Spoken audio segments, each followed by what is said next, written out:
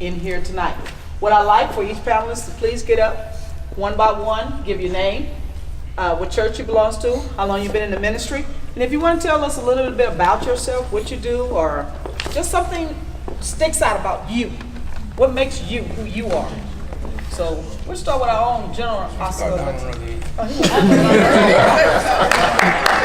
we can talk about obedience. Thank you.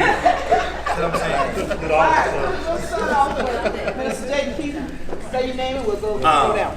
Minister Jason Keith. I am a minister. I go to City Cathedral Church. I'm the director of Chosen Generation Drill Team and Bastion Elementary. Something that y'all don't know is I'm in the process of now working on, I'm writing my first book right now. So it'll be out this year, toward the end of this year. And I'm the character ed coordinator at Bastion. I deal with all grade levels this year. Amen. I'm Berta Johnson, Galilee Missionary Baptist Church. I've been the director there 22 years. I am Sandra Williams. I'm the director of Holbert Street Baptist Church, and I've been the director there for 30 plus. I'm Brian Brown, assistant director of St. Agnes March of Faith. Been in the ministry 27 years. Nothing special about me, I'm just a plain guy. Good evening, my name is Aaron Boudreaux. I go to Brentwood Baptist Church. I'm the director of the Brigade for Christ drill team. I've been in drill team ministry for 20 years.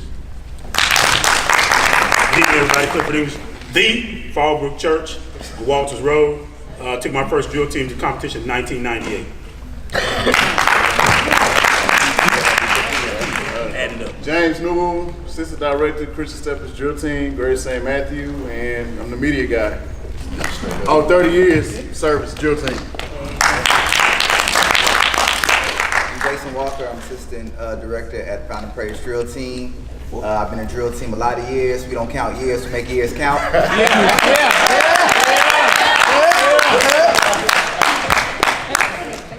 I raised this boy. My name is Oscar Alexis, director of St. Agnes March of Faith Drill Team. I like to put it like this: next year will be 40 years that I've been working with drill team. It's been a joy, and glad y'all out tonight.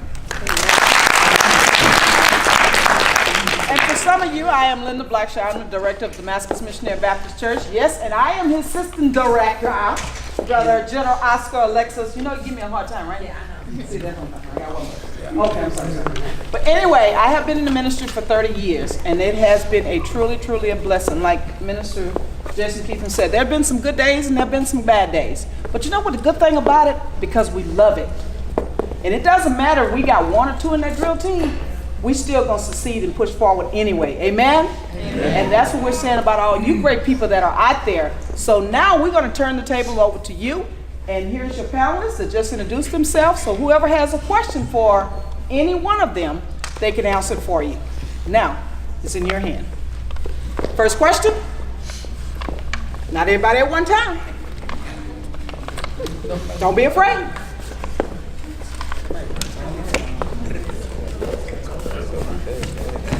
Now, if y'all don't have a question, well, she got some questions for you. Hold on, sir. Question back there. Hold on. Let me get over here. So if you can stand, please, so they can hear you over here. My question is, as directors and assistant directors, what do you expect as a whole from your officers? Like, what would you like to see the officers do to improve what they got going? Did y'all hear the question? Okay, anyone can answer it. Or did you want to put it specifically to someone? No, I'm just... Okay, she's asking in general, so if anyone like to answer. I'll answer that. For me, I expect my officers, all of them, to be able to function as they've seen me function. I expect them to be able to run practices, handle the logistics part. Even though we have someone that does that, eventually we introduce that to them. That means booking hotels, all of that, because it might come a time where they have to do that on their own. But for the most part, it's all about the practice, because that's where they're most effective, is that they run the practice how I do. And a lot of times, particularly this year, I basically just gone in, made sure the door was open, and left, and told them, y'all better get it done. And I expect them to do that. We'll call them during practice and say, how's it going? And then I'll follow that up by going into practice that next week. And then I'm gonna see how it's going, so that way I can see who's lying. Are they just telling me that to make me leave them alone, or will I see the results? Either way, my goal is that they function and be able to carry the team, because I try to train them, because I don't run Fallbrook's drill team as if I'm gonna be there all the time. Because I believe the Bible says the appointed a man wants to die, and since I don't know when that is, it's always good for me to have somebody in place so that the ministry does not die when I do. Because that's my biggest fear, because this might be something that's off the question, but a lot of times in ministry, we don't train people to take our place. One, because we think the ministry belongs to us, and it doesn't. So I make sure that I don't, that they can run the team without me. Not that, without me, period. They need to be able to do it. Amen. Directors, y'all like to add on or talk about? As far as for me, with my team, I expect my officers to communicate with us. I understand the majority of everybody in here, high school-ish age, sports, band, cheerleader, whatever the case may be. If there's sickness in family, communicate with us. Let us know ahead of time, not 2 hours before practice is supposed to start, you're not gonna be there. Because especially if you're an officer that you are heavily dependent on to show the moves or whatever the case may be, whatever your position is supposed to do, we're counting on you to be there. And if you're not gonna be there, let us know ahead of time. Not 30 minutes, yo, I'm not gonna, really? Okay, just give me a rank next time you see me. Seriously. Because we made you an officer for a reason. And the reason you're an officer is so we can train you, give you our experience, our responsibilities, the whole nine. So, is it?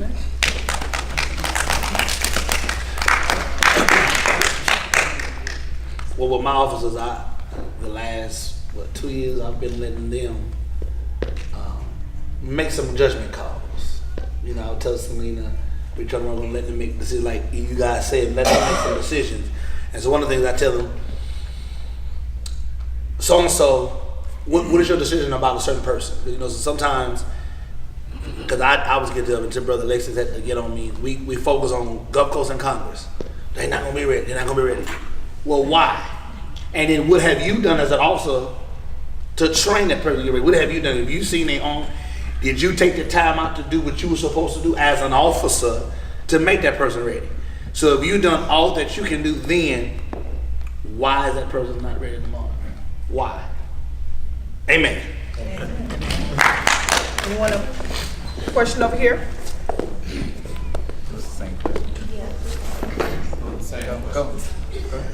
My question is, what motivates you to keep going? Like, throughout the years, 30 plus years, 20 plus years, what motivates you to keep going? Anybody can take it. Oh, no. I'll take that one. Thank you, sir. All right, so what motivates me is kind of like what I touched on earlier when I think when Brother English asked me a question, why am I a leader? I really, really, really value young people. And I put a lot of my time, I'm a teacher, so I put a lot of my time during the day for my job, and then at church for my passion, working with young people, trying to mold them, trying to show them why it's important to live a certain way. And so it's really y'all. To answer your question in short, y'all.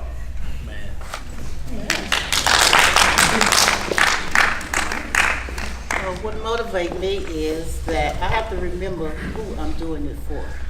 It's not about me. It's about God. And when I remember that, that gives me that move to keep moving.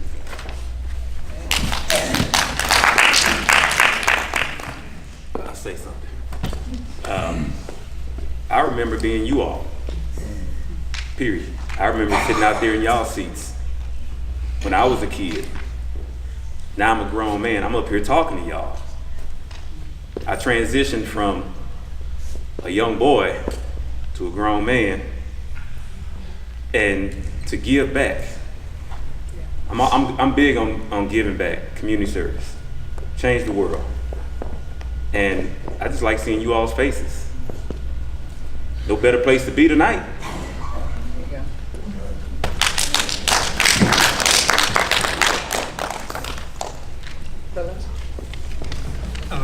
I think all of the directors, just heard speak, kind of, you know, when something is a part of you, you can't stop. You know, I watched, one night at conference, I was watching some ex-football players talk about how hard it is to quit something that you really love. And the thing that, I get excited. I heard Graylin when he was teaching a while ago about straight drill and stuff like that. I am so excited when new people come to the drill team for me to get out there and teach them straight drill. But you have to have, you've got to be a person with the personality and the love about you that they get excited about it right along with you. You can't get out there like I got a job to do. You got to get out there, and it thrills me to see children when they first do parade rest, and you got 2 or 3 of them together and they do it together. I say, see how you look when you do it together? I get excited, I can't stop. And again, what Brian said, I remember when he was out there just like you, and the idea of seeing what you can do. And when I see a child come to the drill team, I want to tell them, you just don't know where you're going. But I'm gonna show you where you're going to motivate children to do. You can do this. You can do whatever you put your heart to do. And what I do, I always, at the first rehearsal, I ask some of my elite drill team members, about 4 or 5 of them, to come to the first rehearsal when the new recruits come in that day, and I have them to do about 2 minutes something real difficult. Really, wow, man. And I say, you don't think you could ever do that, do you? Oh, yes, you can. Yes, you can. Yes, you can. So I'm here for the long haul. Man. Any other questions? Scenario. If you knew that drill team would end, the whole drill team ministry would end tomorrow, what would you do to prevent it? That's a good question. That's a good question. To prevent it.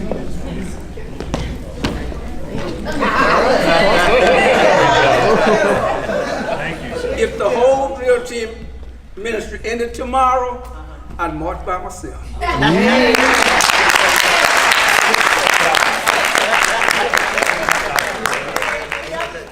I was going to say that. Any other response? Wow. All right. Any other questions?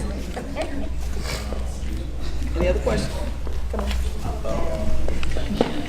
This for any one of y'all. What are y'all definitions of being humble? That's a good one. What are y'all definitions of being humble? Well, I guess I'll answer it since it's on my chest. I think that being humble is never getting too high about yourself. Always realizing that no matter what you have can be taken away at any moment.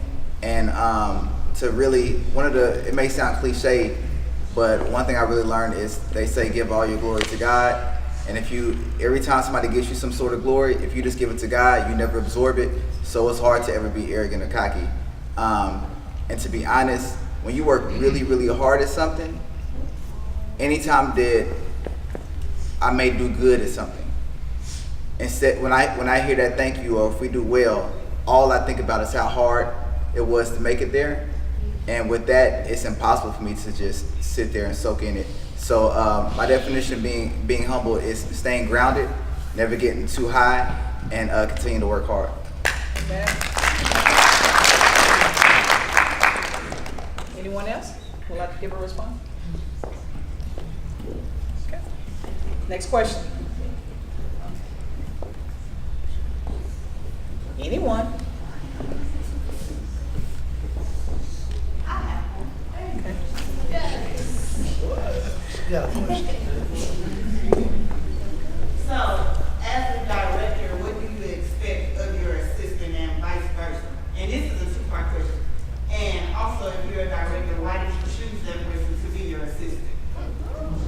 question.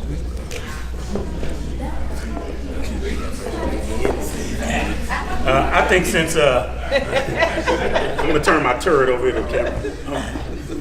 To why I selected Cameron, it first went back to relationships. Without me having a relationship with him, I would not know about him because selecting process is like eating fish.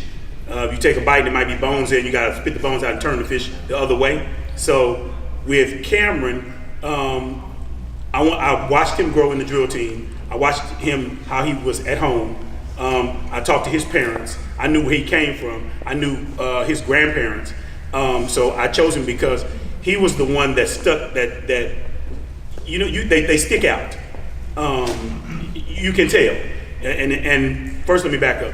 First, I had to ask God to show me, because just because I see it, that might not have been what God wanted. And then once, and God had to convince me, because Cameron was going through some stuff that he told me about. And some of his daddy told me about it. He didn't know that his daddy told me. And I struggled with that because I was like, but then God, back to what LaDerica said, God told me when I was thinking about not picking him, let me tell you what God did. God told me, said, wait a minute. Have you forgotten? That was you. You was doing the exact same thing his daddy told, the exact. So what I did was I watched him model himself, make sure he knew what his responsibility was, then ask him, can you handle this job? This is what I expect of you. We don't have any issues. I don't expect him to do exactly how I do it, but I do expect him to follow the template that we laid. So I would say when you're selecting an assistant director, the first thing without you going to God, I would say would be a mistake, because you might pick them for whatever reason. I picked him because first God showed him to me, and then God proved it that he could handle the responsibility. So I don't think we have an issue. Now, we don't agree on everything. I don't think any director and assistant director agree on everything. I would be afraid if he agreed with everything, because that means he's agreeing with me just to keep the position. And I don't want him to do that. I want him to challenge me. I want him to tell me, hey, that what you did, you wasn't. I expect him to tell me. If I'm wrong, I want him to come to me and tell me that I was wrong. Does that make sense? Did I answer your question? Thank you. Director, you'd like to tag on? As an assistant, a director, and I'm just making a definition of what a director should have. He or she must walk righteous, they must live righteous. I gotta be able to follow him or her.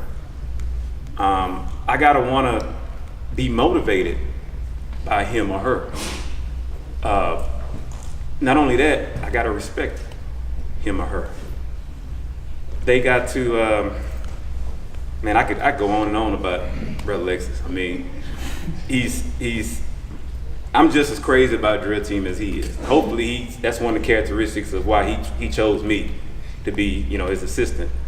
Another thing though too is he's not only concerned about drill team. He's concerned about you me as a man, you as a young lady. A director should really, really care about his assistant, not only his whole team. Not just drill team. Hey, how are you doing in school? How's your mom? How's your dad? How's your brother and sister? During my time of bereavement, he was there. I mean, that's huge in my book. That's huge. I mean, for you to come and be concerned about not whether I'm gonna be at drill team, but hey, how are you holding up? How's the job treating you? How's the family? Those are things that a director should be compassionate about. And assistant too. So, did I answer your question? Let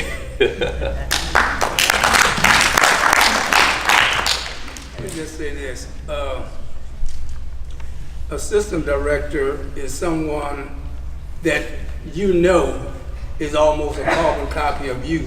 But before you know that, you gotta be right. Yeah. Here's another one of the assistants right. Stand up there, Sean. A little piece of leather well put together.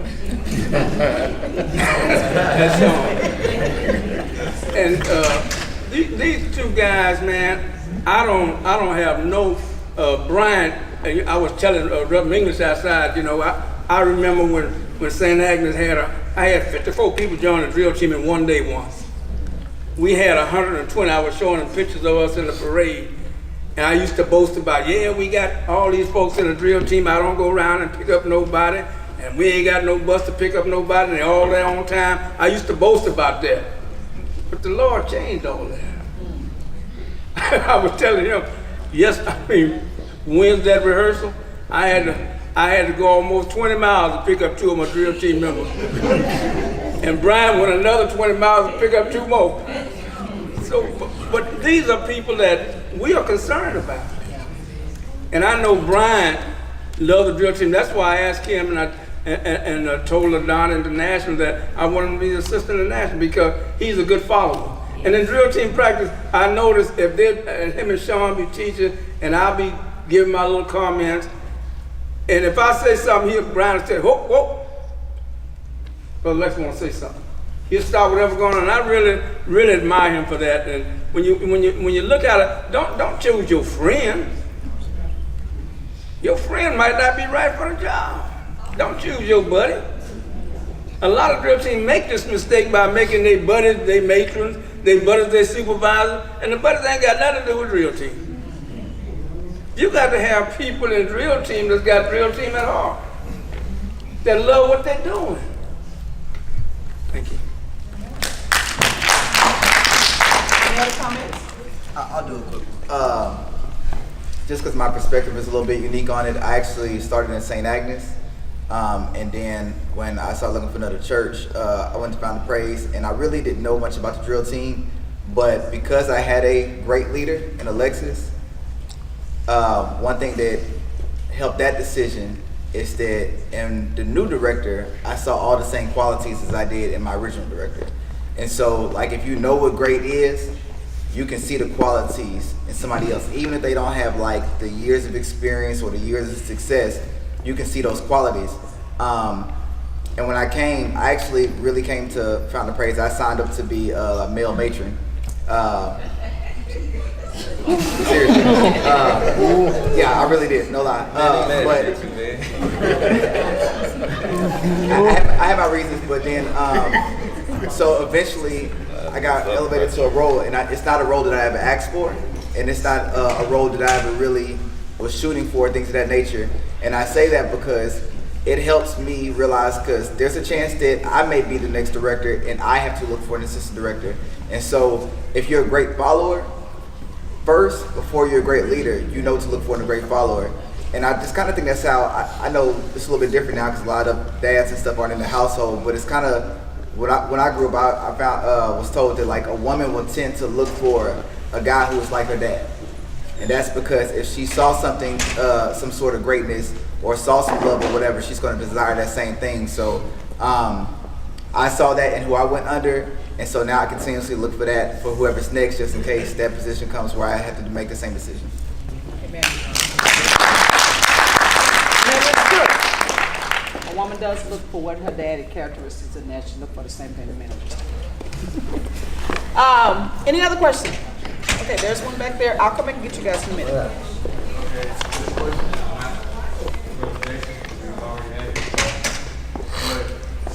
I'm going to give you guys a question. What have you done for these guys that will help them outside of drill team? Because we know outside of drill team is where most of the chaos happens. And if you quit, then they'll want to quit. So what do you do on the outside of drill team that will make them want to say, hey, well, let me stick to drill team because this will keep me out of trouble, this will keep me out of this, not that, and then that will make my life belong, and then they'll look at you and say, well, hey, if I see you guys doing it, that means I can go out and show them, my friends, what I'm doing, and maybe my friends can come out of that, what they're doing, and get that consistent. So what have you guys done for them outside of drill team? You can't answer. I know you want to, you can't answer. I got an answer. Anybody else? I think the biggest difference between myself as a leader now and 7 years ago is I invest way more in my kids' actual life because that's important to me. I know that some of these kids are going to graduate, some of them are going to get out the drill team, and it's really hard. I don't want them to ever think I only care about you because you're doing moves in my line and helping me be great, because that's not what it's about. And you know, a lot of my officers can attest to it. I probably hit them up on like their regular life weekly, and at the end of the day, I go home, I shower, I turn on the news, and I see the world that exists. And a lot of people get frustrated and shake their head, turn the TV off, but I know the only way I can change that world is to help the people who are next. And so I look at all my drill team members like they're next. So I have to help develop the women into, the girls into great women, the guys into better men than myself. And so you have to really invest in them, because at the end of the day, I didn't have a dad growing up, and like this man taught me all the stuff that I knew. And I know that if he didn't invest in me as a person, like even when I got out the drill team, he treated me the same exact way. And he really cared about my development as a person. So you really have to invest in them. And if the only time you really talk to them is when they're doing drill team, good luck with getting them to be a great drill team member. You know what I'm saying? Because then they feel like they're used. So I really just try to develop them the best I can and correct them in love. Sometimes they take it personal, they get over it, that's it. Any other response? Kind of build on what Jason said. I've been working with the youth at my church ever since I hit 19. So I watched a lot of them grow up, and whether it's inside the drill team or any other organization inside the youth department, I try to let them know what's really going on, what's the real talk, the same way mentors has put it on, came to me with the real talk. You know, we have the Bible talk, but at the same time, we have that this is what it is, this is what you're going to experience, this is how it's going to hit you type of conversation. That conversation is different between guys and females. I can't come at the females just like I come at the males. However, the talk is still real. And as far as the drill team is concerned, like my officer here, he knows he can call me and has called me, still calls me about any and everything. So that, to me, that's like the best thing in the world, next to waking up to my wife and having taken that first breath in the morning knowing that God gave me another chance, because he trusts me enough to call me with his issue. I could really be like, no, bro, I can't do that, because number one, of my position, number two, because of our relationship. And that's always been my thing with the youth, to have a relationship with whoever. We have tons of youth at our church. I can't remember anybody's names, but everybody know who I am. But they know that I can go to James and talk about anything. What we talk about, it stays here. Unless it's something I really need to go to your parent about, it stays here. Because I know that the youth, you guys want that kind of trust, y'all want that commitment, y'all want that transition. So that's what I try to do, that's what I try to give them. You know, that's my part, to try to help them outside the church and outside the drill team. Amen. One more time, let me just say this. Sorry. You know, rules without relationship breeds rebellion. And a drill team director is a sad drill team director if they don't develop a relationship with one of their children.